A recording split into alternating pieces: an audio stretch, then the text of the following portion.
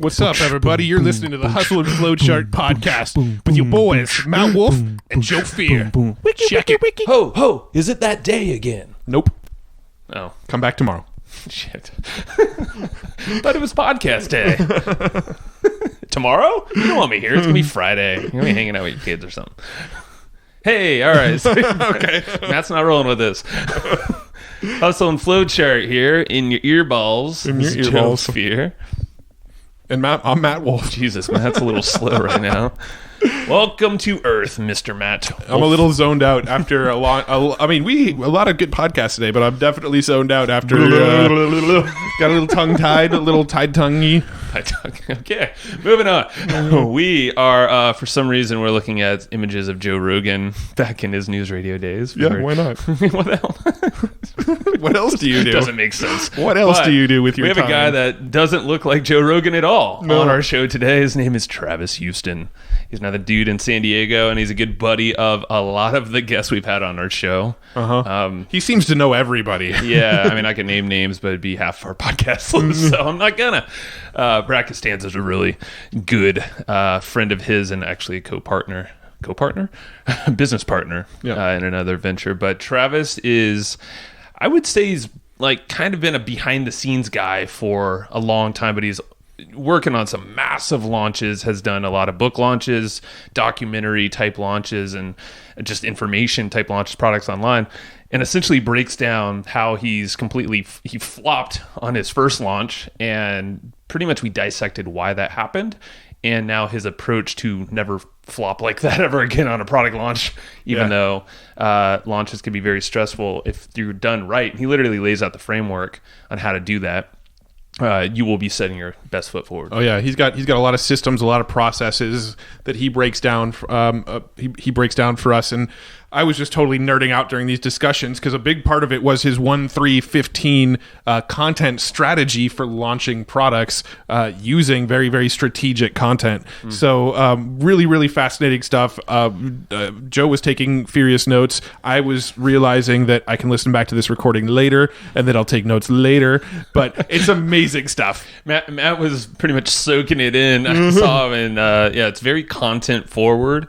And it's not like dry content. I'm like, oh, like you're just gonna talk about writing the whole time. Like, no, he breaks down this exact framework. Travis is like a master at, I don't know how he memorizes all this stuff, by the way, but just like he's quick. But he lays out all these frameworks to create content without any questions, and he's doing it with.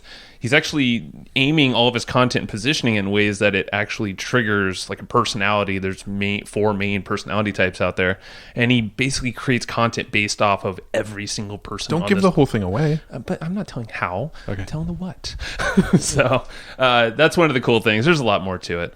But who's backing us on the show, Matt? So we got Jen M. Who dat? Jen M is amazing. If you haven't listened to our episode yet with A.W.E.S.O.M.E from Jen M, you definitely got to check that episode out. But Jen M is a place where you can go and hire apprentices for your business for $50 a month, and they will manage things in your business for you, like social media. Say what? Like SEO. Huh? Like content writing. No. Like content curation. Like content repurposing. Like right, now you're just going content too fast. management. Like content spreadsheeting. Like I'm just making up anything that after content at this point. But they will probably do it for you. The reality is that they will. They will. So Gen M, a great place. You're helping people get into the workforce and develop marketing skills. You're paying $50 a month. You get 40 hours a month of work with them. Ridiculous. And it's just a great service. We're using it. The people who help write our show notes are from there. So What's up, Steven? Carrie. So genm.com, check it out, and you'll actually hear us kind of give our little pitch to Travis because we're trying to get Travis to start using Gen M for some stuff too. So you'll hear us talk about it on the episode as well. But hey, go get your discount, and at least like go save it in the browser. If you're driving, don't do that. But just remember, evergreenprofits.com/GenM, GENM. Go do that. Let's go talk to Travis. Hey, Travis. He's not here yet. In fact, you know what? What does Travis want to do? Wiki. Yeah. We're live. Oh, I've been wanting to do that for a long time. I love it. That was the email response after, hey, you want to be on the podcast? Wiki. Only if I could do that. Dream achieved. Yes. Check. We're just happy to help people cross things off their bucket list. I appreciate that. It's as easy as that. Then we're all day long. How you doing, man? Oh, man, it has been a busy week as we're kind of rolling into the end of the year for this podcast. And so I'm just doing a lot of planning right now, a lot of rollout and strategy. And, hey, how can we make the next quarter the best one ever kind of conversations? How about you? Yeah, I mean, it's amazing. And we probably don't plan like you plan. So we're going to dig into that. We do plan probably differently. But I know you have a whole system around that. So we're going to break that down. But just to let everybody know, yeah, we're in a mastermind together, a really good buddy of all of ours, Mr. Costanzo. I know he listens to every single episode of ours. Maybe. I don't know if that's true or not, but he should. This will be a good test to find out. Yeah. So, Brad, if you come up to us and say flag, Then we know you listened. Flag's the key word, Brad. Seeing you soon. Ball's in your court now, bro. now we know. Now we'll know for sure. This is the red herring episode. It is. I love it. So give us catch everybody up, and probably us too, because we've known each other a bit just with our circles. Obviously, we're in a mastermind with Roland and a whole bunch of cool dudes, Bob Serling, Brad, and a whole bunch of good guys. But where'd you come from? What'd you do in your past days, and kind of what would have led? Listen, that's the weirdest way to word the question You of know what like, I'm hey, can you getting tell at. us what your business is and how you got there? I spit on my mic in the process, so I want a good one right now. Well, I was actually I was a Californian born in Oregon, of all places. How does that happen?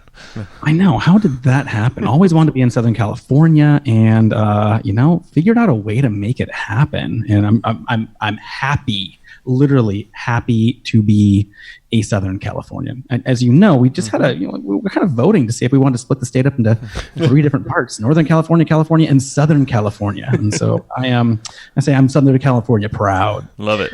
Us too. Made my way down here, kind of like you guys, right? Like We're from here, man. We're true one's San from here. Diegans. Yeah, I was born in the city of San Diego. I was in La Helix Jolla. area, right? Yeah, you guys were a little east of here. Yeah, we are now. Yeah, a little 20 minutes downtown. You're right by the coast. So, I mean, you're living that beach life. Yeah, so I was in the Oregons and not loving it, not loving, being where I was, and I wanted to make a big transition. And so came down here, ended up getting into real estate of all things, sold real estate for a while, had my real estate investing company called Rising Tide Real Estate, where we'd travel around the country and we'd buy homes, new homes in blue chip markets. So, like Tennessee and Kentucky and Georgia and Washington State. We'd buy new homes, we'd buy 25 to 30 homes in an area, and then we'd hire our own property manager. And we did that for a while until 2007 market crashed. Yeah. Yep. And things went all to hell. And so we ended up having a real bad year that year, in a lot of debt, had to sell pretty much, literally everything we owned except for the car and a few surfboards. And we drove my 13-year-old stepdaughter, my newborn son, and my wife up to my mom's house. I had to move back to Oregon. Wow. So we moved to Salem, Oregon, moved into one bedroom of my mom's house. And that was probably late 08 or 09. And had the question, what do you want to be when you grow up? Man. And so kind of got to turn everything around. And it was an interesting story. The very last client I had in real estate was a man by the name of Andy Jenkins. Oh, really? No kidding. Wow. And I got him into the house that he did Video Boss out of. So, if anyone knows the space of, marketing and online marketing, they may go way back and remember the Video Boss launch, which was really heavy on epic video. And Andy shot a lot of the video from his home and showed drone footage of his home back when drones weren't even known about. And it really established that house as a pretty epic place. And so I got him into that and became friends with him. Just to pause you for 1 second, he was a massive inspiration for me back in the day because I had a video business with slides, the whole keynote thing. And because of him, really helped kickstart my career. That's funny because I started a company called Video Marketing Agency while going through Video Boss. I love it, man. There you go. I knew we loved each other for a reason. Synergies happening. And that's how I really got into the space. I mean, besides doing some ClickBank products with my wife, that's how we really started out. Was we did something called Rock and Body Raw Food, put it up on ClickBank. I shot, it must have been like 106. At least 106 cooking videos, which, that's like 3 cameras, multiple angles, lots of editing. And we spent 6 months creating a product, put it up on ClickBank, built the membership site, the website, the funnel, the emails, everything that goes along with it, and then launched it. And it was a wah-wah. Because we'd done no market research to see if someone actually wanted it. Oh my God. All right. Well, we'll get into that in a bit here, I bet. And so I've just failed more times than most anyone else. Wow. Okay, so there's a lot to unpack there. That launch process is interesting, or the no launch process. You kind of learn through those mistakes. Let's go through that part of your story right there. You did all this work. You recorded all these videos. What did you do wrong? You said market research, so let's dig into that. What would you do different now? Well, I think you would have established some credibility first. Like, hey, put out some content and see if people respond to it. Maybe put up a sales page and see if anyone wants to buy it.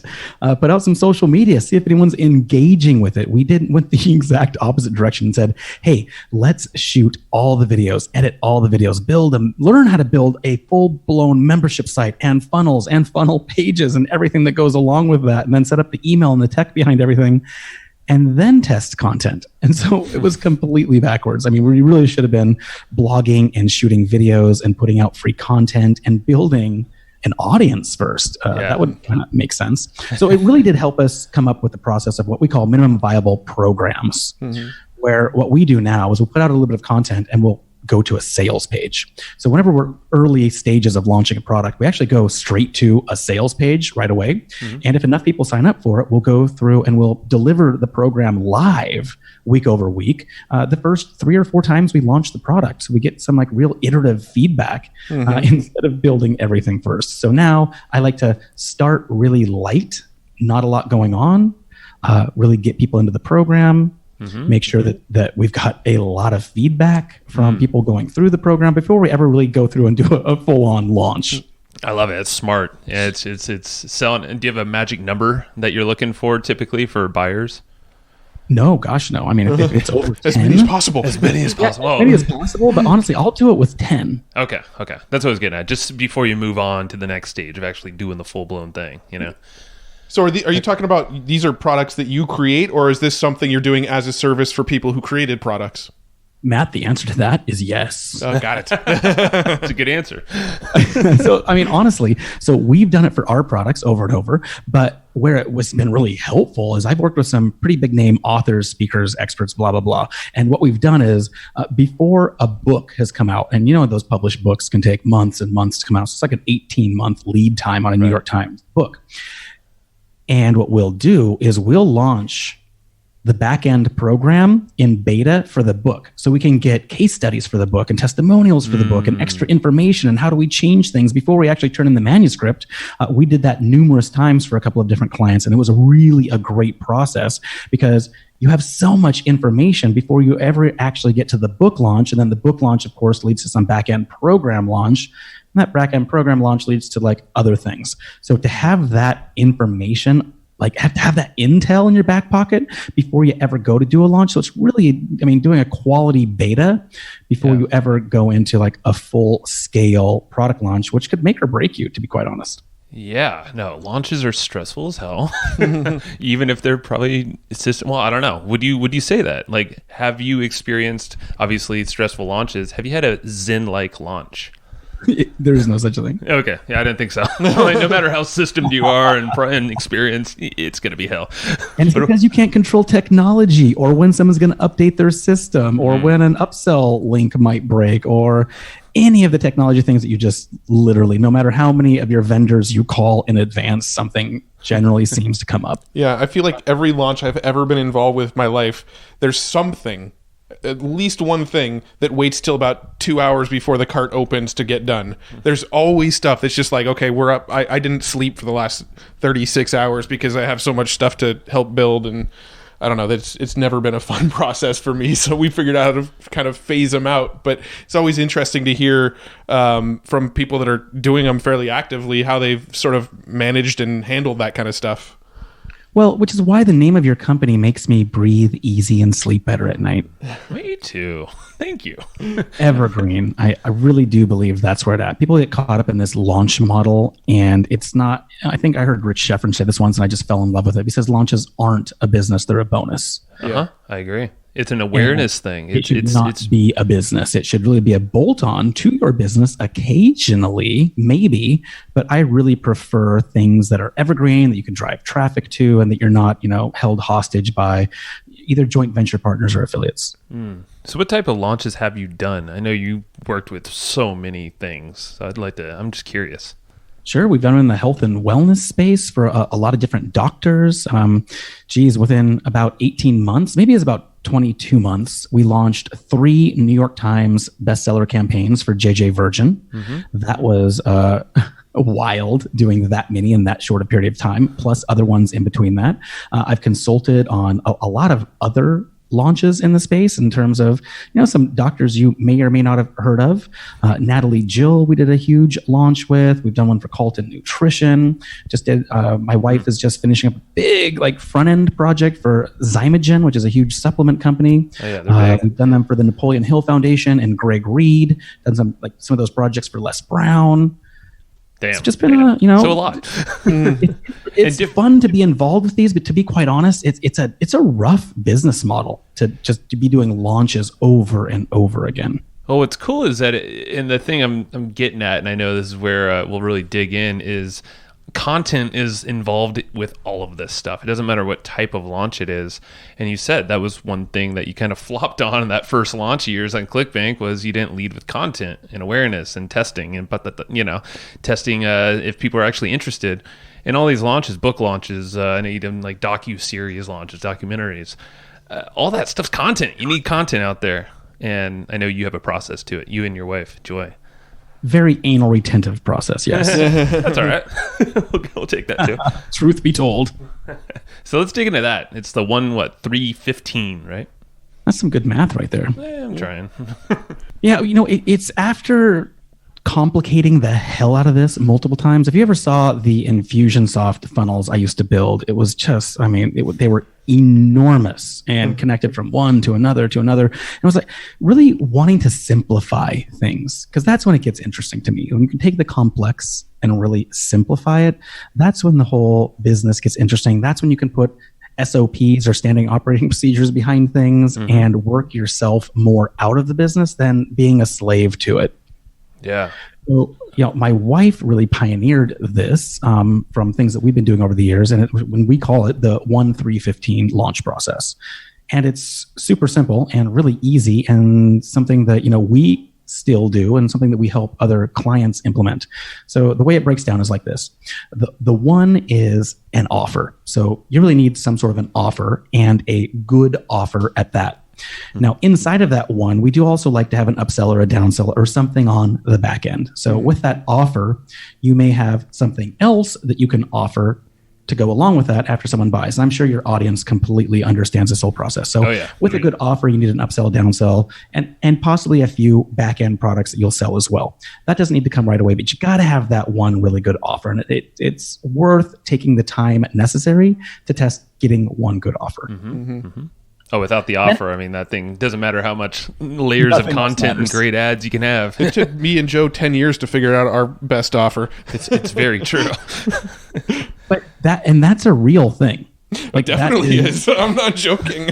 It's hard as hell. Yeah. We literally launched an offer this year, and it was the first offer that we've ever launched that's really just everybody gravitated towards and has loved so far. Which offer is that?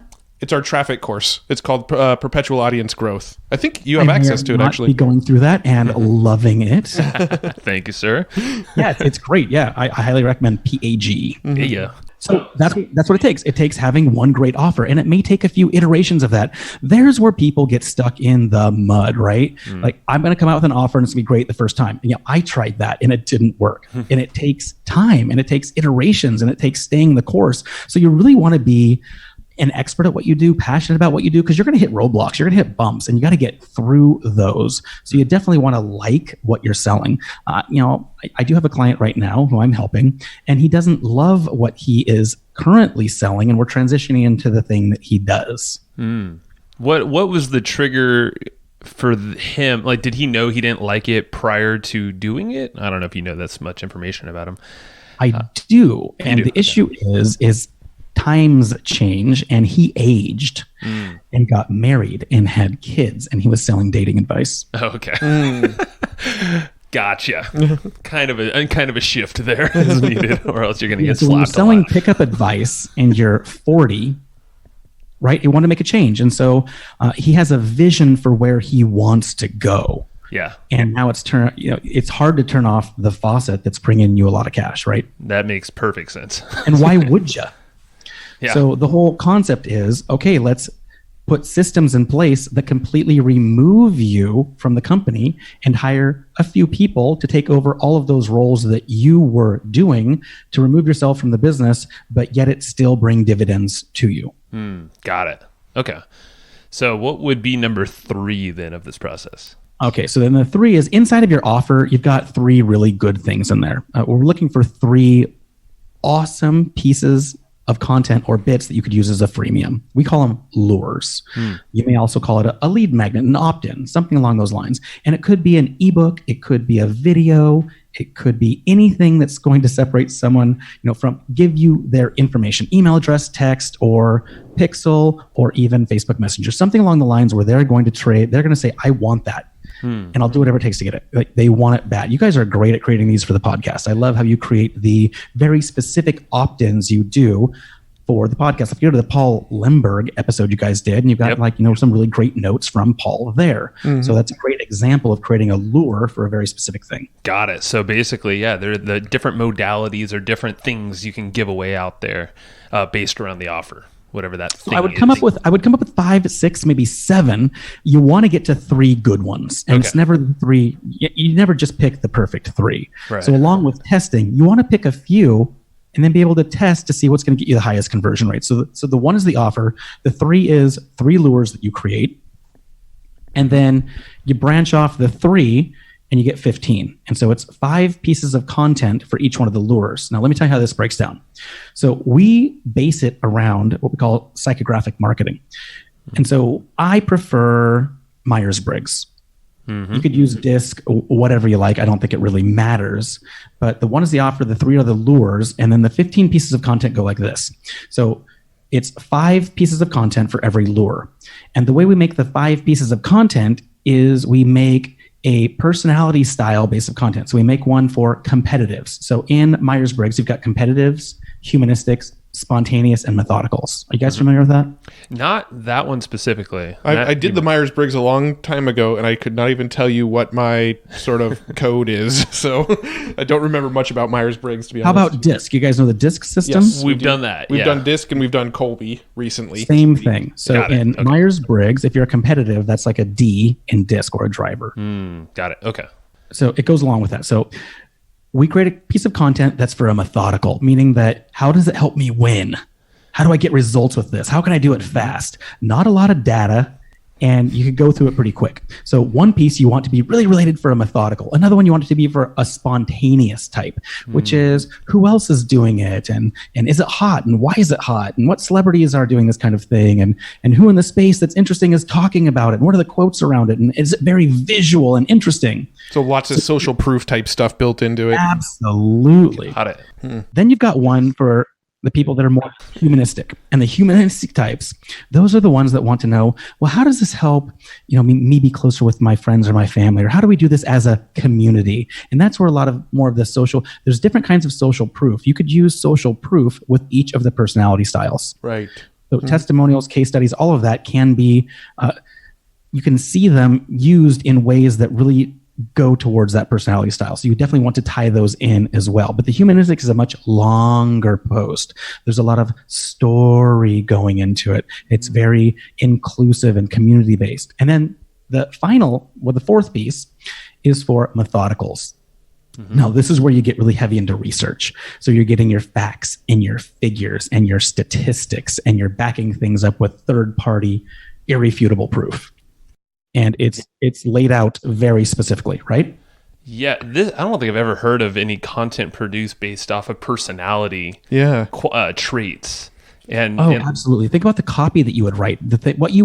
How you sell somebody that's a competitive is entirely different than how you sell somebody that's a methodical or a spontaneous or right. They're different. They're totally different. So when you're writing copy for these kinds of things, yes, it does take a little bit more effort to produce this kind of content because you actually have to think about it very deliberately, but it'll connect with the right person. Then think about the pixels or the tags or the segmentation you could do as a result of that. Yeah, and we're all about that. You know that going through the course, everything is pixeled. Yeah, no, this concept is interesting, but I have like so many questions about it. I'll start with one, unless you have one top of mind, Matt. Go ahead. Chances are it's one that I was going to ask anyway. How do you write all these types of content if you're not that type of person? Or do you have different writers?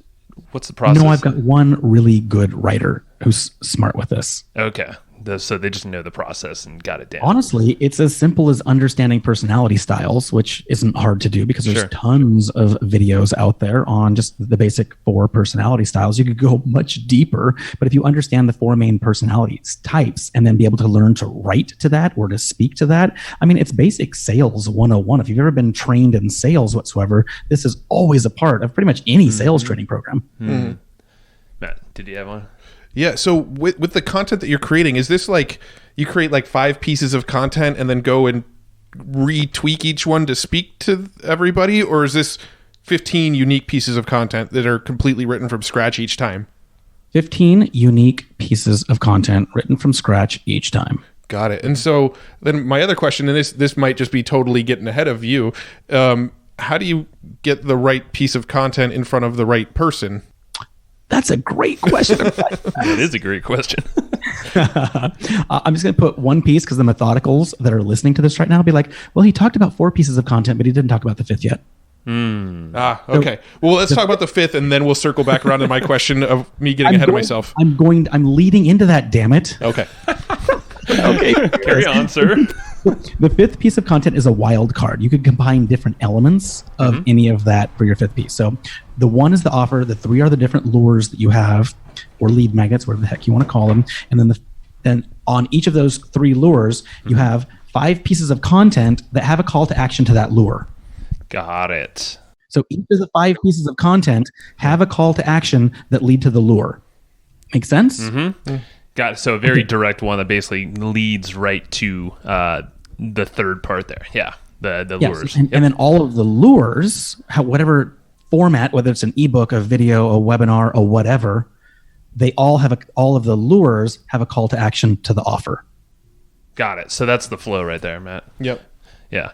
So what's so now to Matt's question is attracting people to, I guess, the content. How does it work to find the proper eyeballs for those pieces of content? So we're going to do some more math. Yeah. So it goes 1, 3, 15, 45. Okay. This is getting intriguing. So now that we've got so imagine a whiteboard. This is very easy to draw out on a whiteboard using a basic diagram. So you got your 1 offer, then it branches off into 3, much like you would a mind map, right? So 1 to 3, the 3 to 15, and they all relate to each other, obviously. Now you've got the 15 pieces of content. Well, we take one of those pieces of content, and now we're going to write 3 different ads to that one piece of content. And the ads to that piece of content, if I'm taking the competitive pieces of content, what are my ads going to be like? They're going to be very direct. How to help you win, how to get results, how to do it fast.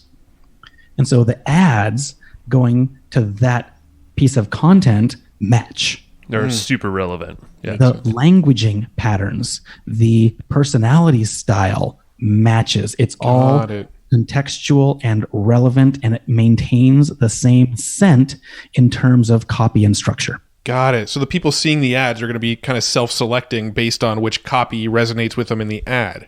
I'm working on repelling the people who it doesn't attract. Yeah, totally makes sense. If I have something that's written for a methodical, it is going to repel a spontaneous. You're buddies with Curt Maly, right?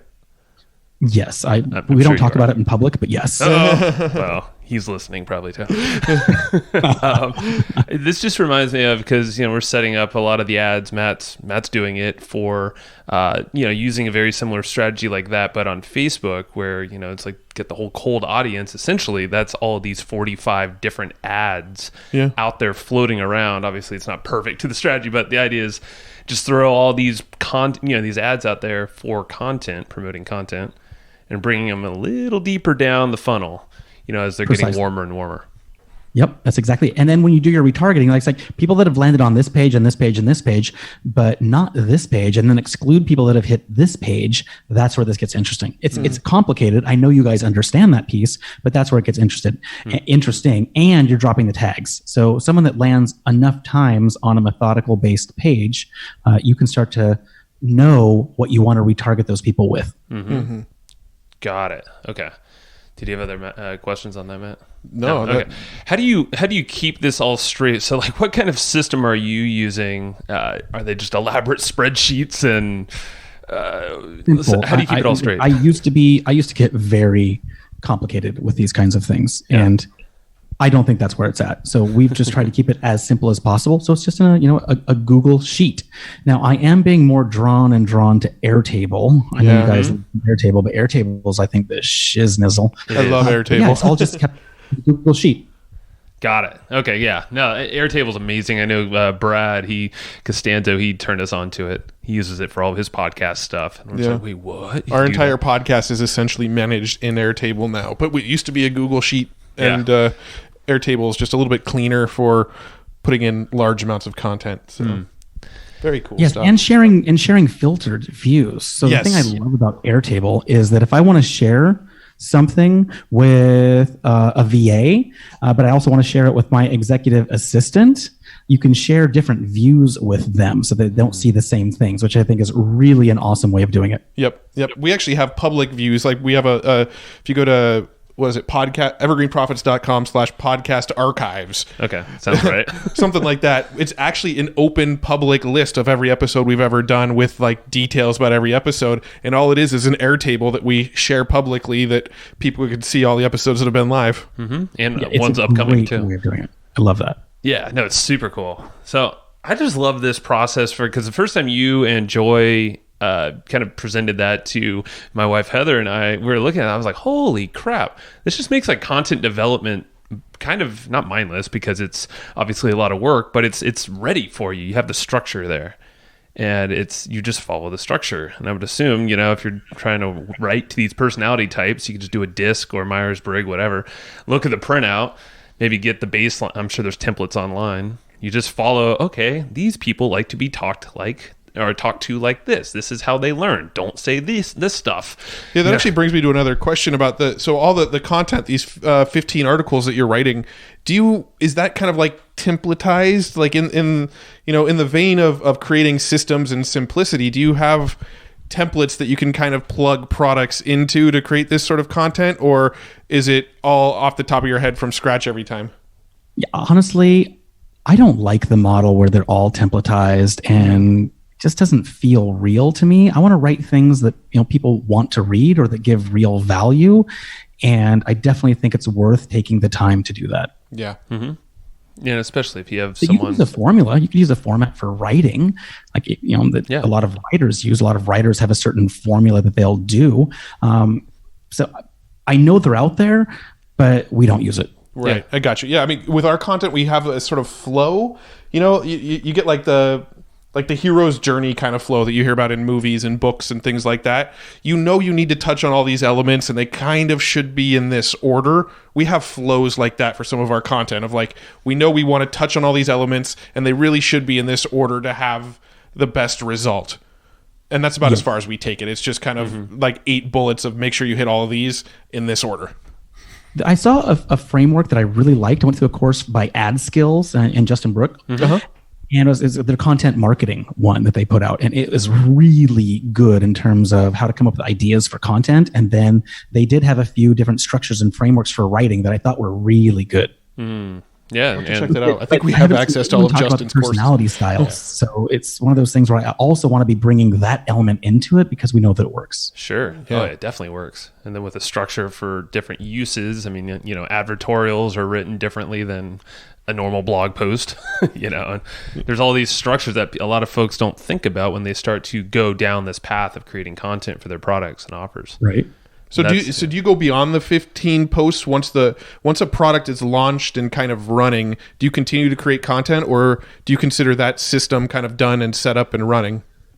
No. That's just the very first stage. So you're looking at like, you know, the first stage of a rocket launch, right? Like, okay, now we've got the foundation built. Good. Okay, the rocket's up about 9 feet, and it takes a lot of energy to get it up 9 feet, right? But now, once the rocket's kind of in the air, now the data starts kicking in, right? Because you got to like keep that thing kind of going up instead of sideways or back down. That takes a lot of math and computational analysis, and that's what you need something like Google Analytics for, right? So then you want to see, hey, what content is really resonating? Because if you do the strategy that you guys talk about for how to promote your content online, which I love, in terms of buying the ads to it, you want to see the ones that are taking off. And then what we'll do is we'll say, okay, now that the data is telling us what's working, we want to go do more of that. Are there specific data points you're looking at for that? How many people are obviously clicking on a blog post, and then scroll depth. Okay, scroll depth. Got it. Yeah. Cool. And that stuff, yeah, you could, I mean, Google Analytics, that's the other thing. It's like there's just so much data there. Hole on that. You could go down a deep rabbit hole. Yes. But quite honestly, just seeing the number of page views and scroll depth on that is one of the things you want to do. And then, of course, you want to understand how many clicks that you're getting that go to your call to action. So all of those are pretty simple metrics that you can have. Yeah, for sure.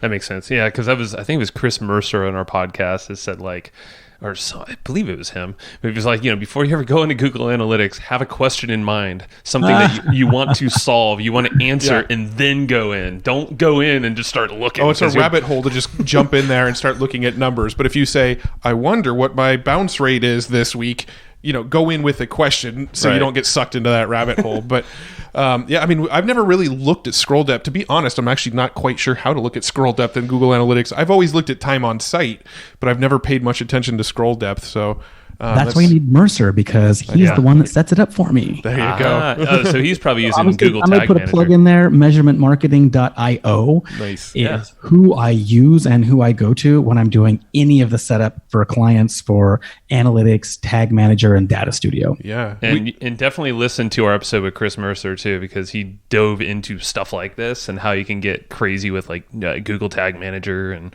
yada, yada, yada, all this crazy tech talk. Love that. Super yes, cool. he's amazing. So he's the person that I rely on to set up these dashboards. The dashboards he's setting up in Data Studio to go along with these things is nothing short of brilliant. Dude, Data Studio is amazing. I remember that came out like 2 years ago or so. Yeah, and we haven't really taken advantage of it much. Well, no, but I remember it then. We had a content marketing agency, and we were starting to like report to our clients, and they actually really loved it. But then we just hated doing that agency work. But I remember Data Studio. I was just like, holy crap! You could put everything in one dashboard, and you can pull in so much data. So I have sort of a random question. Is A.W.E.S.O.M.E an acronym for you? Yes, it absolutely is. Okay, because I looked on I was looking at your Facebook profile, and I noticed like in your bio it said awesome, but it had the periods like it's an acronym. What does that acronym mean? It's a marketing framework that I use, and here's what it stands for. So when I'm working with clients, these are the 7 steps that I bring them through. So the first one is attract. Then you've got welcome, engage, sort, offer, maximize, and evaluate. So it's a whole flow of the customer journey, it looks like. Yeah. So in the attract phase, we're just really figuring out like, what does your message need to believe? In that portion of attracting, we've got something we call the telepathy triangle.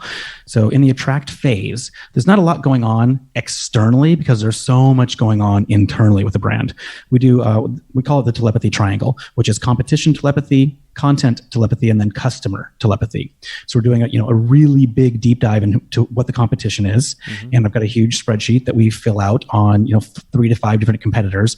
Really establishes where's the hole in the marketplace and where can you have, be unique and different and really, propel your unique advantage in the marketplace by the things that other people aren't doing. And then with content telepathy, there I'm diving deep into, what are the Amazon books in your niche? What are the 2 to 4 star reviews? What are the people saying in there? We're looking for the pains and the gains of the marketplace. So we want to really be able to speak to all of their pain points. And so I'll have lots of different ways of going into forums or ClickBank products or Amazon reviews, or even going through what I love. This is my favorite. When someone does a launch and they have Facebook comments. So on the, right before they go live to the sales page. So a launch goes generally 4 videos. There's 3 content videos, and then the 4th video that's a sales video. Before the 4th video goes live, sometimes on these launches, you'll have 3,000 comments in one of those Facebook threads underneath the launch. Well, I go through and I grab all of them and I put them into a spreadsheet, and I've taught my VA this process where he goes through and he looks for what are the pains that people are talking about in one sheet, and then the next sheet is what are the gains, what are the things that people like, and then we go through and I've got a whole system for coding all of this, and it's nerdy and I love it. This is cool. But it really tells us, and then I sort it all so I can really see what the top pains are. So I've done this for about 19 different launches in the last 3 years. Wow. And I have all of this crazy data on what people want to know, and then a lot of that gets turned into content. I remember doing this. We did a launch similar to what you're describing. Had a live cast at the end with A.W.E.S.O.M.E Shaw, and that was, I think, the first time I met you at his house, and we tried to do something like that, but I think we were kind of making it up in real time. But we're like, holy moly, there's a lot of engagement happening. What do we do with all this data? And it's so valuable because I don't think a lot of people take advantage of it like you are. And there's just, honestly, it's just used for content. I'm always looking for what is the content that the market actually wants to know. And if you don't have to guess, because in writing the 15 pieces of content, if you don't have to guess, it's better. So if you can go and you can find this kind of information from the process that I just talked about, or there's another way that I've been doing it recently that I love, which is, you guys use vidiq.com before? No. I've never heard of it. No. Do tell. Ooh, this is going to be exciting for you. Okay. This is not hard to do. It could take you 3 hours if you're serious about it. Okay. So you get a vidIQ account, and I believe you can still get a month free if you go. They've got a coupon code you can put in there, and it's VidSummit. If you go to VidSummit, if you put the coupon code VidSummit, you get a month free. So anyways, go to vidiq.com, get an account for a month, and what you want to do is this. They've got an SEO tab. So you go into the SEO tab for vidIQ, and you put in a keyword. So, the one I did this morning was tinnitus. So we were doing research for a client on tinnitus. And so I put the keyword tinnitus in, and it brought up, about 150 different keywords. Now, here's what vidIQ does. This is why it's so great. This is why I love it. vidIQ searches YouTube. And this is important. It searches YouTube for the most popular and relevant keywords to the keyword you put in. Now, why is that important? It's important because YouTube is the #1 search engine for how-to advice, for informational advice. So if you want to learn how to do something, people go to YouTube, right? Yep, I agree. So the reason I love YouTube is I want those kind of keywords. Because a lot of the stuff I do is in the how-to space. Yeah. How to accomplish something, how to do something, how to get a result. I'm in that space. And I want to find that kind of information. So I'll go into vidIQ, I'll click the SEO tab, and I'll start to put in relevant keywords for me. And then you just keep on. So then they've got about 5 different columns in there. You copy all of those columns in vidIQ, and then you paste it over into a Google Sheet. So you do one keyword search. I did a keyword search for tinnitus. It brought up about 150 different searches. It's 5 columns. I copied all of those 5 columns and put them into a Google Sheet. Then I went back to vidIQ and said, okay, I'm going to search for another keyword. I'm going to search, and I searched for ears ringing. And that brought me up another big search. And I kept on going through this process until I had about 2,000 different keywords across 5 columns. So there's 5 columns because the 5 columns are different things. It talks about the overall score, the search volume, the number of searches, the number of keywords, and it's got that information in there. You'll see it all when you get there. So here's where the magic comes in. Now you've just got a bunch of data that's useless unless you do a sorting process on it.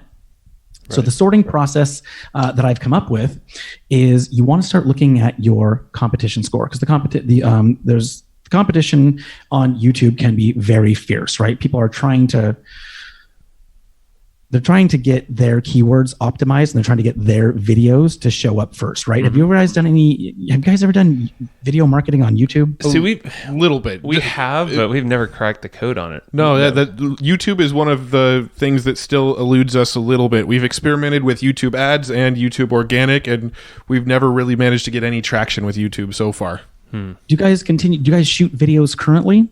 We don't see, so we're not like you, where you're just like cranking out videos based off of topics, but we used to do that a lot. Yeah. But we really should. I know that there's like a massive gap there for us and probably most everyone listening. I'm going to say shame on you boys, because you're so good at doing content, and I think video is the absolute number one place to be producing content right now. Saying that, over the last 3 or 4 months, we've probably made 200 videos.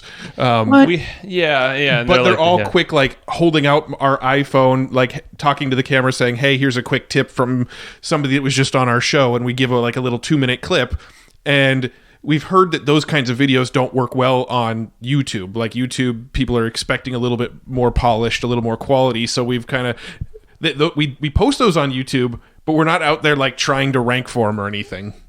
Got it. Yeah, I think you actually want to produce content videos that are made for YouTube. Yeah, meaning that it's got a nice production quality to it, and it makes you look good. Got it. Right. So how? You have this data now. I just want you guys to know these columns. So here's what I do. It's really, this is where it gets really important. So I create 5 columns in a spreadsheet. One is what's the keyword or the big idea that I was searching for, and that's a lot of the keywords that vidIQ brought you. And then there's 4 other columns in the spreadsheet. One is search volume, and what search volume is that's just the number of searches there are for this search. And that's just a big number. I don't really worry about search volume so much. What I'm really concerned about is search score. What search score is it gives it a score based upon whatever algorithm vidIQ is doing in there. And I like this because what I do with search score is I'll take those 3,000 searches I have, and I'll take the column that says search score, and I'll sort it from biggest to smallest number. And they're numbers from 100 to 0. And what I'll do is I'll color code any that are 75 and above. So if my search score, which means it's good, you want a high search score, and I'll color code the ones that are 70, 75 and above green. Okay. That's just because that's one column. They got competition score. Competition score is how competitive is this keyword? How much competition is there for that? So what I'll do there is anything that's between about a 10 and a 40, I'll color code, because I want a high search score. I want a low competition score. And then it has this thing called an overall score, which is basically like a weighted average. I'll also sort the overall score from largest to smallest, and I'll color code again, basically anything 70, 75 and above is green.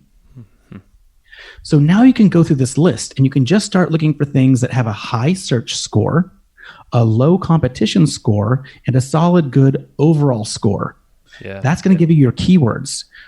And once you see what those keywords are, now it's just a matter of writing content or producing podcasts or shooting videos around whatever that subject is with your unique perspective on it. I love it. So you're basically looking for all the green boxes ticking at the same time, ideally. Yes. Yeah. And typically, are you finding that all those columns are lining up green? Do you have a good amount to work with there, or do you have to, have a couple green and maybe one yellow? I don't know what your second color is. Okay, this is where I find a lot of people can get confused. And I want to say that it's not only about math. I could look at this and make it very analytical and math-based, but it leaves out intuition. And as business owners, as entrepreneurs, we're entrepreneurs because we have really good business intuition. And so I'll look at those keywords, and I do want to find the ones that have a solid search score, a low competition score, and a good overall score. But I also want to use my intuition. So if I combine that math with my business intuition, that's when the magic happens. Yeah, because you have knowledge of that marketplace, ideally. So you're kind of comparing what you're gathering from this big database here, comparing it with what you know already. Because, we do a very similar type of thing, but for keywords in Google. And, we use Ahrefs to do that, have a very similar sorting process but for text-based stuff. So this is really cool to hear. But we also, run some ads to kind of gather real data that people are also clicking into as well. So it's kind of like a comboed event there happening. Yeah, so this is I call this the cheater method. This is not the method I think gives you the best intel. Yeah. Because you haven't talked to a real person. To me, the best intel is something we call customer telepathy. And that's where you figure out, what are the 20% of your market, your audience, your customers, the 20% of your customers that are making you 80% of the money. Get on the phone with as many people of those as you can and interview them. Ask them what they like about your company. What could be better? We've got 16 questions that we ask them when we get them on the phone. And if you call 20 customers in, 2 weeks, which is totally doable, or just call 20 customers in a month and interview them about your company, your business, your brand, your product, there's where the real gold happens. Oh my God. Yeah. Customers always give you the best content ideas or improvement ideas or whatever it might, next product idea. Yes. And it's talking to them. Yeah.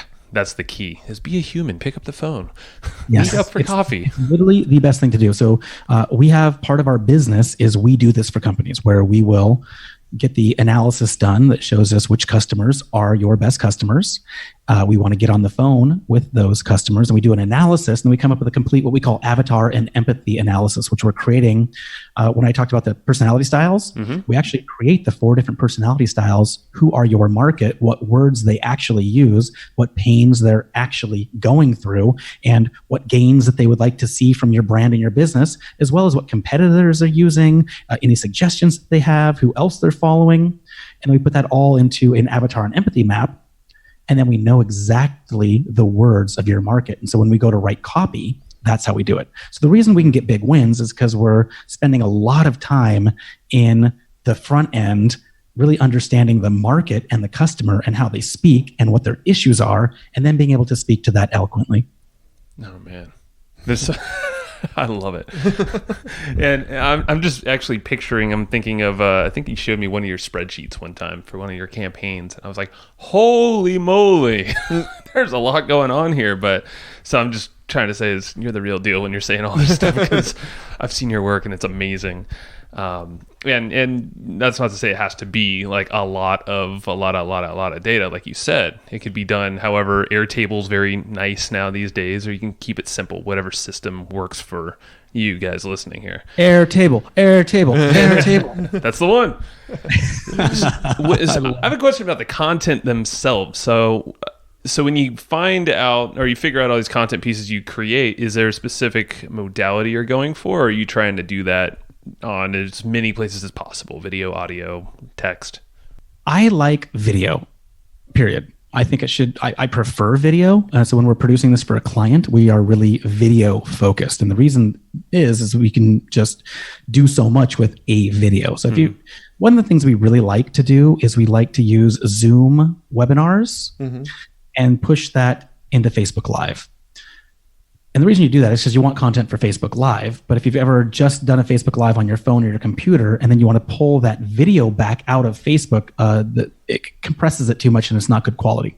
So the reason you want to use Zoom webinar to push into Facebook Live is because you can pull a really solid quality video from Zoom. You can record it. And then we use that video to create a myriad of other things. We call it content exponentiation. So how can you take a single piece of content and turn that into other things? So it's literally, a video and then turn that video into a blog post and that video into multiple quote cards and that video into an infographic and that video into something you would push into a LinkedIn article or up on a Medium. And Medium's great because you can put it in any of the publishers on Medium that already have a large audience, submit it to the publisher and it goes in there. You can use it for Pinterest and Twitter and Facebook posts. There's so many things you can do with one video. I love it. Hold on, I want to. The Medium thing really grabbed my attention. So you can post stuff on Medium and get other publishers to help feature that content. How does that work? I was kind of hoping you didn't hear that part. I think I picked up on that, but yeah, let's dig in. I'm kind of curious about how I've never seen that part of Medium, I guess. So let's talk about the next thing real quick. What's the next question you had? Gotcha. Okay, so this is one of those... This is the ones where we have to dig in further. He just gave it away too well. Too easy. So So on Medium, there are publishers. So most people, what they'll do is they'll go on Medium and they'll create their own channel and then post their own stuff to Medium, and it never gets seen, and they think Medium's shit. Sounds about our experience, yeah. Yeah, and that's most everyone's experience. On Medium, though, there are publishers. So, I've worked a lot in the health and wellness space, and there's one called Thrive Global, and they have a huge readership on Medium. And what you want to do is you need to write a good article. So it's one of the reasons that we like writing good content, because it's so repurposable. Medium, you need to have great images and pictures that go along with it, and maybe some infographics or drawings and really great content. And you submit that to the publisher of the Medium. So the person who's posting the content into Medium, the publisher of Thrive Global, you'd want to submit an article to that person. Make sense? Yeah, got it. And then if it gets approved, then it goes up on there. Now, the real secret is at the very end of the article, you want to send them to something very simple that's an opt-in. Like, hey, take my quiz, or get my cheat sheet, or get my checklist. That's all it says. And it goes to a very simple opt-in form that says, hey, get my checklist. There you go. And I'm sure the opt-in rate on that thing's freaking huge. If they read the whole thing, I'm sure it would be. If they click, yeah, for sure. The people that consume it are all going to opt in, I would imagine. Yeah, it's just more eyeballs. Yeah. So you want to combine your traffic strategy with an organic strategy, and that's part of the organic strategy we use. Got it. Yeah, and that's the thing we always preach as well. It's like starting with paid ads is great because you can kind of get data back quickly, see what works, what doesn't. But the nice byproduct of everything we're doing on, say, Google, for instance, with these keywords is SEO, baby. Free traffic. Right? When you think about Evergreen, YouTube's so Evergreen, Medium's so Evergreen. You really want to be on those high Evergreen platforms, because if you're posting on Facebook or Instagram or Twitter, that's gone in 19 seconds after you post it. Yeah. Yep. Yeah. So yeah, with YouTube, god damn. Okay, this is making me really want to crack open YouTube now and start cranking some videos. And yeah, what kind of videos do you post? Are they like face to camera videos or like slide videos? What's your video type that you go with? It really depends on the market. So honestly, like a lot of them are interviews for different clients that we'll do. A lot of them that are like the actual, like, highly produced videos with, like, 2 cameras and then maybe recording a screen and then just throwing in some B-roll. But I really like the interviews. So there's 2 ways I look at it. If you're a real expert in your space, I recommend that it's you doing the videos, because then you don't always have to find experts to interview.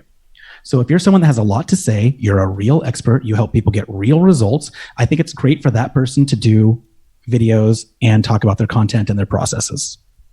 Makes sense. If you're not a complete expert but want to be, then I think the interview process is perfect for that. Or you could do a combination, which is some videos of you straight to camera, showing what you do, and then others where you're interviewing people that are good associations for your brand to have. Got it. Yeah. So pretty much just if you're an expert, keep it simple and just go teach and do your thing, be your personality, and leverage these keywords and data that you're finding through that whole process that you just laid out. And there's a great plugin you can use. It's actually a piece of software, but it's also a plugin, and it's called TubeBuddy, tubebuddy.com. And at TubeBuddy, they've got this like really awesome checklist for every video. If you just go through and do the checklist that TubeBuddy gives you for every one of your YouTube videos, you will rank higher than all of your competition. I guarantee it, just because the checklist is so good. And TubeBuddy is one of those things that really helps you optimize the tags, and you can split test the custom thumbnails, and you can really get into the headlines, and you can optimize YouTube so big, and almost no one's using that. Dude, we used to use TubeBuddy, right, Matt? I think so. That sounds so familiar. That's the thing. We probably tried using it, but we didn't have a strategy that, prior to doing that, we had the tool and we're like, nah, this tool doesn't work. Yeah, it's the wrong approach. I know. Give anything 10 years to get their software right, and it generally gets improved. Yeah, that's a good point. Yeah. It's true. I mean, there's so many other places we could go. Do we want to keep going, or do we want to like plan a plot 2? Matt seems inundated with the content talk. No, like here's the problem that we run into when podcasting is that we could make like 3-hour podcast episodes if our guests would let us. So, we got to figure out when to cut it off and when to say, hey, let's go make a part 2 or what. But what I want to, because it's already been an hour. I'm wearing adult diapers, so I could just go. I can just keep going. How about this? I want to hear your quarterly planning. So this is a different different topic, but you said that this is a big thing you're currently doing for yourself, but you also teach others, I believe. How much time do we have? Oh. How much do you need? Because we could do around 2. Okay, it's really simple. It's 4 steps. Okay. Every quarter, if you do this, you will get more done in literally 90 days than you do in 6 months to a year. Bring it on. Come on. It's only 4 steps. Okay. So step 1 is what's called idea generation. So you are just going to go into massive idea generation for your business for things that you can do this quarter to move the needle big time in 5 different areas. Okay. So you're going to generate ideas. So imagine, so what I like to do is I like to use a big wall in the house or a big ass whiteboard or something big windows, big whatever. And I get a huge stack of Post-it notes and a black Sharpie. And then I create 5 different columns. So column 1 is value creation. Column 2 is marketing. Column 3 is sales. Column 4 is value delivery. And column 5 is finance and operations. So you create ideas and value creation. And that's like, how do we, discover what people want or need or could be encouraged to want? Mm-hmm. That's value creation. You got to create value. This is all the content or free things or awesome stuff that you're going to do for your market. Create ideas there, go. Mm-hmm. Okay, next step. Then you want to create ideas for marketing. Like how can we, create heat and desire and want for the value that we just created? How can we get people to want it? What are those kind of things that we can do? Hey, a podcast is a great idea, right? Or other things. Just what are ideas that we can do to market our business this quarter? Next is sales. Well, now that we've created desire, how do we actually sell the thing that we've got? So you and your team generate a ton of ideas underneath sales. And then value delivery is really like, wow, how do we, now that we've sold something, how do we create a really amazing experience around this? Because as everyone knows, most of the profit is not in your first sale. Almost zero profit is in your very first sale, but your second, your third, your fourth sale that you make to your existing client base, that's where the profit is. So the better job we can do in value delivery, the better job will be profitable. And then the last is the boring stuff, finance and operations. Okay, what's our org chart look like? And are we getting the right TPS reports stapled with a red stapler every week? And how's our people doing? And all of those kinds of things you have to think about for finance and operations. So step 1 is generating ideas in those 5 areas. Cool? Got it. Okay. Okay, then you vote on those ideas. So you and your team, or let's say it was, Matt and Joe get together and you've come up with 95 different ideas. Well, you don't get 95 votes each. You get like 10 or 15 votes each. So now you got to go through all those 95 things across those 5 columns and be like, if I only had 10 votes, what are the 10 things that I'm going to vote that we do this next quarter? Got it. Those that you guys voted on. So let's say that you had 15 votes each and you voted on some of the same things, but not everything. And so we go to the next part of the spreadsheet, which is called the big ideas. And the big ideas are only the ones that got upvoted or even got votes. Mm-hmm. And so now in each of those 5 columns, maybe you've got 4 or 5 per column. Maybe you've got 25 ideas total. So you want to pare it down because you got too many ideas. You want to pare it down to just the best ones. And then the third part, and this is a spreadsheet, of course, the third part of the spreadsheet is where you go through a scoring process on this. And there's 2 different business frameworks I use. One is built by Dave McClure, the guy that runs 500 startups, and he has something called Pirate Metrics.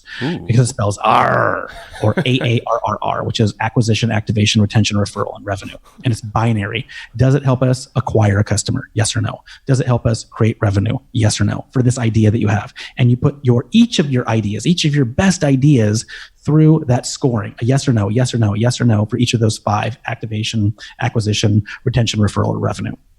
And you get a score. Mm-hmm. And then you go to the next piece, the next framework, which is called the ICE method. And the ICE method was developed by Sean Ellis of Growth Hackers. And ICE stands for impact, confidence, and ease. What's the impact this is going to have on the overall company? 1 to 10, 10 being the highest. What's the confidence that we believe we can do this on a scale of 1 to 10, 10 being the best?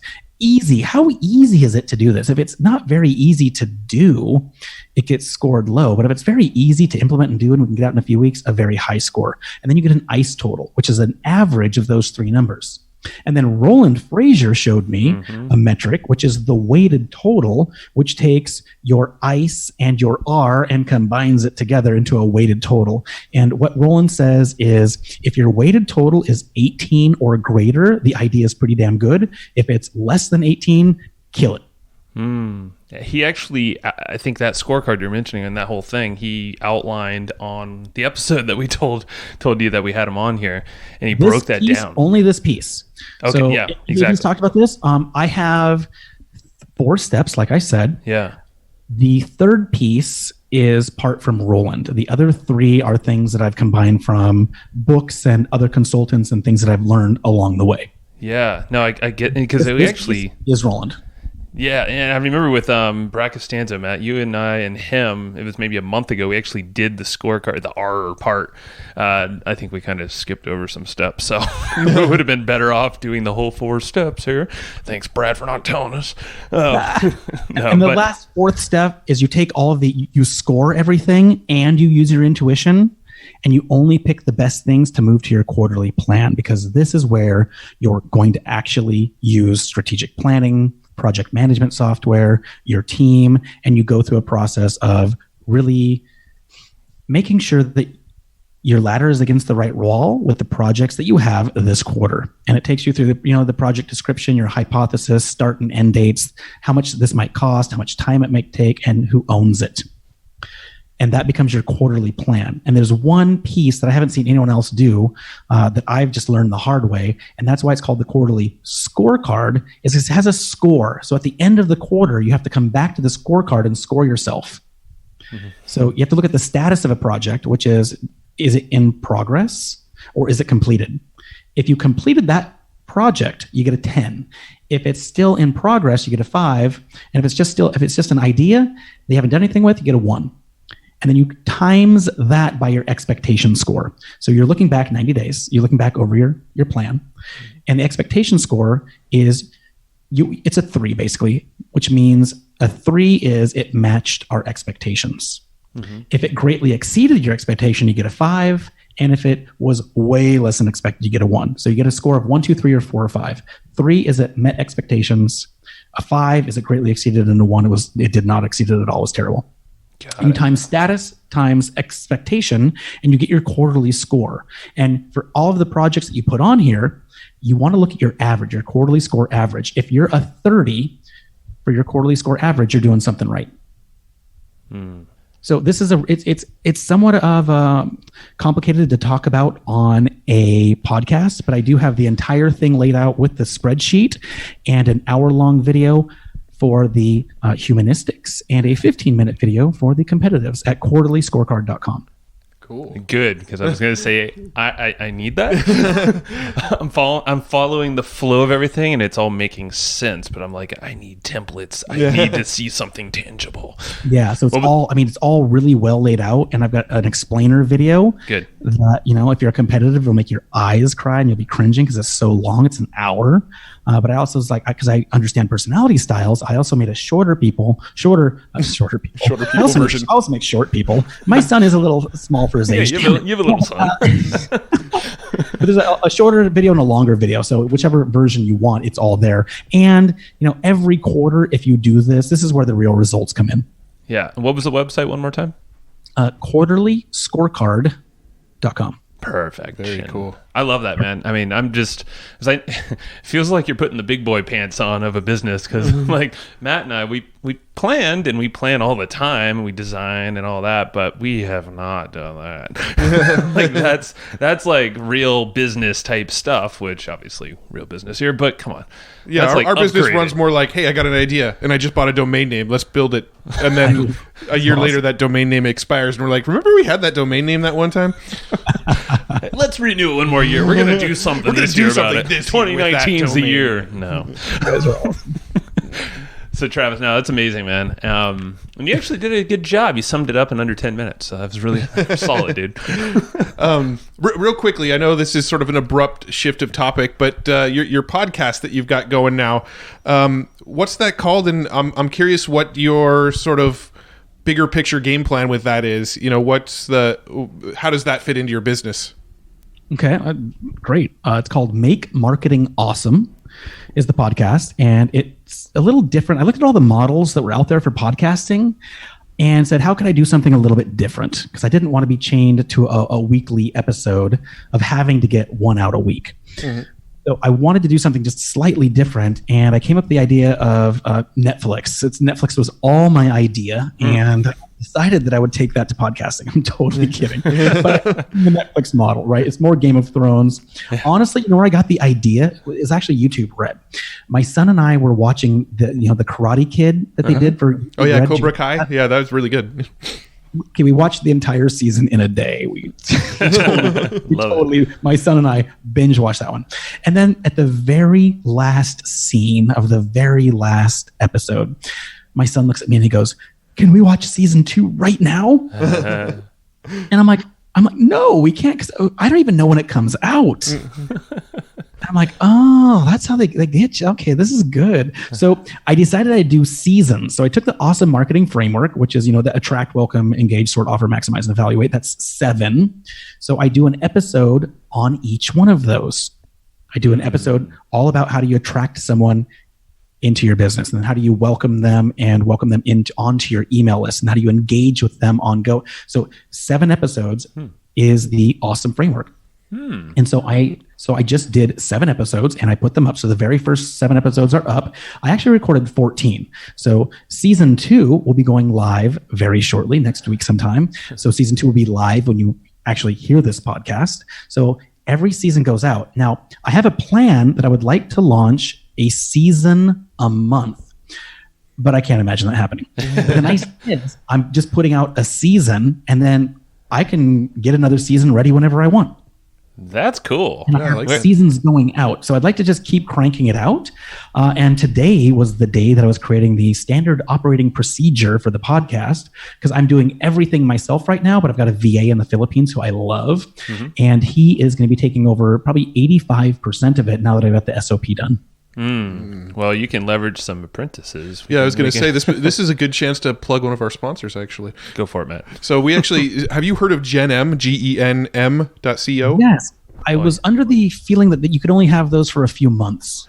So you can, but you have the option to hire them once you're done. So you get the apprentice for 3 months, and then after 3 months, you have the option to bring them into the business. Got it. This is also a true...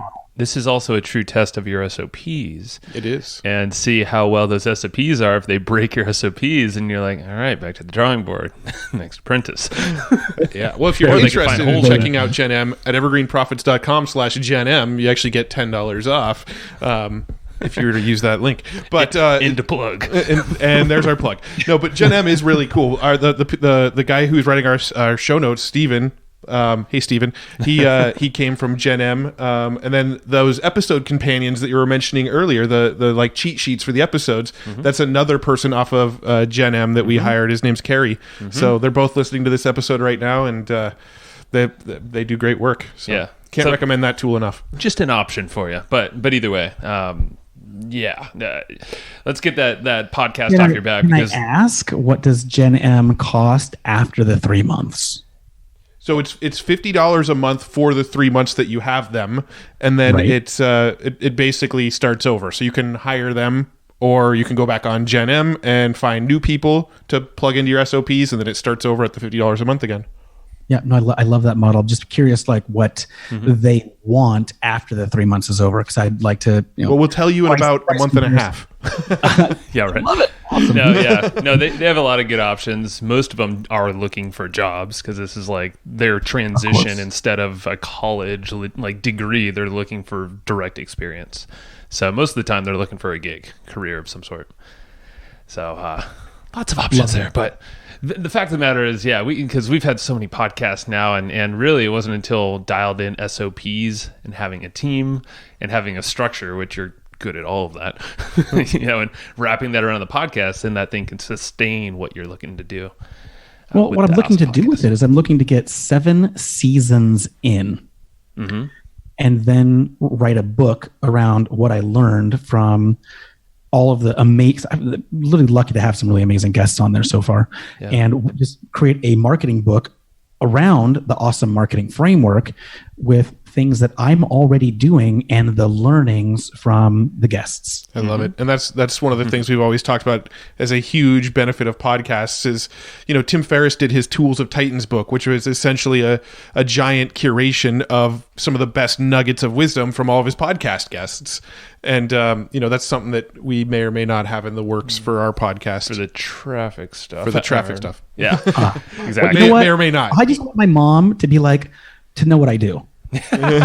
all I really want is my mom to be like, oh, my son's an author and he's on Amazon, and she'll finally be able to tell her friends what the heck I do. Isn't that the thing? Like, it doesn't matter like what online business you have, but like your parents typically don't know what the hell you're doing.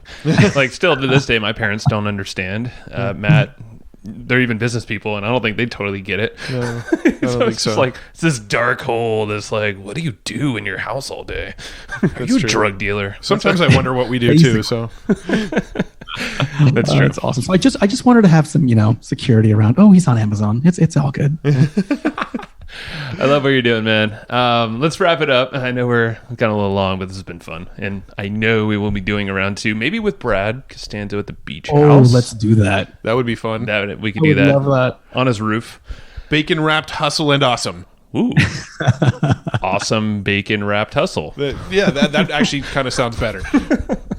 We'll make a massive acronym for it. Yeah. I don't know what that is.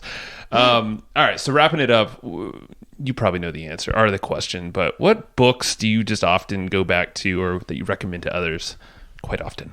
That's a good question. And honestly, I like the old school stuff. I've been reading on a somewhat regular basis 2 books.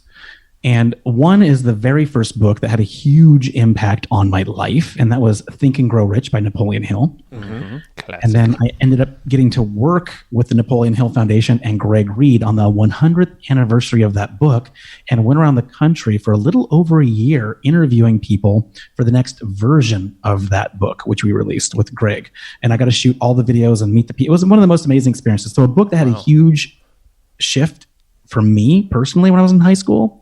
And then many years later, I got to go on the 100th year anniversary of that book. So that one was huge for me. Although I don't think it's his best book. I think Grow Rich with Peace of Mind is Napoleon Hill's best book. And it's the one he wrote right before he died. So Think and Grow Rich was his first book that he wrote after interviewing those people. And then he had many ups and downs and successes and failures. And his story is quite interesting. But the book that he wrote before he died was Grow Rich with Peace of Mind, and I think that's his best work. I'll have to check that out. Yeah, I haven't heard anyone recommend that. Yeah, I think you're the first person to bring that book specifically up. Yeah, that's the point. So in terms of personal development or mindset, I love that one. And then my favorite marketing book is Breakthrough Advertising by Eugene Schwartz. Oh yeah. Mm-hmm. It's somewhere on the shelf here. Oh, there it is. I always like to look at Matt's bookshelf. I have a giant bookshelf. So so it's like every time somebody mentions a book on the show, we turn around and look at my bookshelf to see if I have it. Don't know why we're doing that, but it's there. Yeah, it's just like habit now. But I do definitely have Breakthrough Advertising. Yeah. Because you borrowed it for like a year and never read it. No, that's not true. It's a hard one to get. I opened it and I used what I needed. Luckily, Joe Polish had a lot of them at because for years the book wasn't for sale. It was not published for many, many years. Mm-hmm. Only recently has it been back on Amazon because I think Brian Kurtz bought the rights to it. Yeah, so I have the version that I bought through Brian Kurtz. Advertising Solution. Yeah, and that was a solid one as well. And that's like a compilation of... Well, no, the Eugene Schwartz one was there we go. Released from Brian Kurtz. Brian Kurtz, that's right. Yeah, so those are 2 separate books, but Advertising Solution was another solid one too. That's another good one. And my last one that I think that anyone that wants to grow their business should use, and it's certainly my business Bible, is Scaling Up by Vern Harnish. Okay, yeah. That's one I've never read, but you're probably about the 7th person on our show to mention that book, so I think it's probably about that time. Mutual buddy of ours, again, Misha, I remember he was reading that as we were going through that launch I was telling you, and he was just like, oh my God, this is blowing my mind. Like, this book is completely unraveling everything I should be doing in my business right now. Yeah. That's the big boy pants right there. Even if you only do the OPSP, and I can tell you what it is, but if you do the OPSP from Scaling Up, oh God, it's good. It's so good.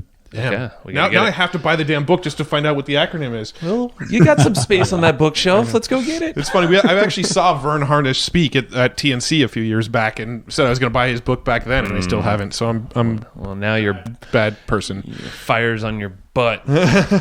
Everybody can hear you're going to buy it now. I don't know. Go do it. All right. So where should we send folks to go learn more or listen to you? Anything that you want to direct folks to? Yeah, I think that since this is a podcast, I think going to superfunnel.com/podcast. And I've got the Make Marketing Awesome podcast that's got other information. So if you like podcasts, that's a good place to go. Sweet. Superfunnel.com/podcast. And that's an awesome domain name, by the way. Super funnel. It's like superheroes or something. It's a newer domain because I broke all my branding rules. So I have branding rules for clients, and I completely broke all of them. I was like, damn, I can't use this domain anymore. That's cool. It's a fresh start. It's a reset. So I had one. It was called Launcher, and Launcher was spelled wrong, and it was a .co. I'm like, this is all broken. Well, superfunnel.com is an amazing, easy to remember domain. So I love the branding there. /podcast. Thank you. Well, we'll link it all up in the show notes, and we'll have a round 2 at a minimum with the 3 of us, possibly Brad. There's a lot of veins we didn't go down with your live events, crazy networking, and your connecting docuseries, all these cool things that you've done. So we'll do it round 2 later. We just scratched the surface on this one. I mean, honestly, this is a little dream come true. I love your show. I am a subscriber, a listener. I could name off my top 12 episodes. You guys are doing such great work. This is an amazing podcast. It's such a gift to our industry. So thank you for doing it. You the man. I appreciate it, and you're welcome. I love that. And just like every other time somebody's given us praise, I rip it out and I use it as an ad. Yes. So you're gonna start hearing your voice everywhere. That's awesome. All right, man. We really appreciate it. Thanks again. See you, man. Bye. All right. Thank you. And I hope you just enjoyed this episode you just listened to. Now, right now, before we sign off, I have a few things I would love for you to do. So the very first thing is to go find our guest on Facebook and tell them that you loved their episode with us. That's going to help them just feel good about themselves, but also it's going to spread the word a little bit more for us. So go find them on Facebook. Everybody's on Facebook, and go say that you love their episode and maybe one cool thing that you learned there. The second thing is to go to iTunes and subscribe to our podcast. Just look up Hustle and Flowchart and hit the subscribe button. And the very last thing, the third thing, is to leave us a review on iTunes or wherever you're listening to this podcast and help us spread the word more. That's how more people are going to get this awesome knowledge, this cool podcast training, and a whole bunch of other cool free training that we give out at evergreenprofits.com. So that's about it. Go find them on Facebook, go subscribe on iTunes, and leave us a review. You would be amazing if you did that, but you're always amazing. So thanks for listening, and we'll catch you in the next episode.